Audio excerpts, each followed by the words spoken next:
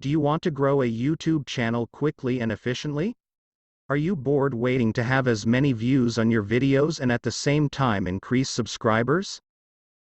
But when you have a new channel with 0 subscribers and 0 watch hours is difficult. But in this video, I will teach you some tricks on how you can gain an audience. Let's get started. To share the video, believe me, this is not the right way and would be the last thing you would want to do.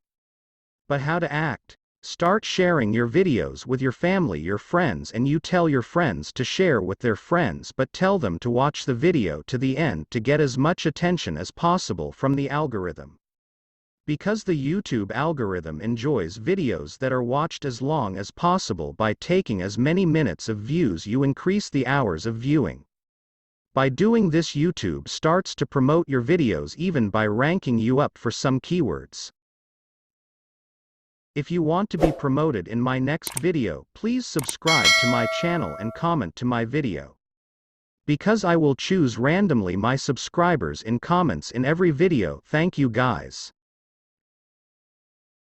In the next video, I will show you guys how we can share a video safely and that we can get real subscribers and views on your videos.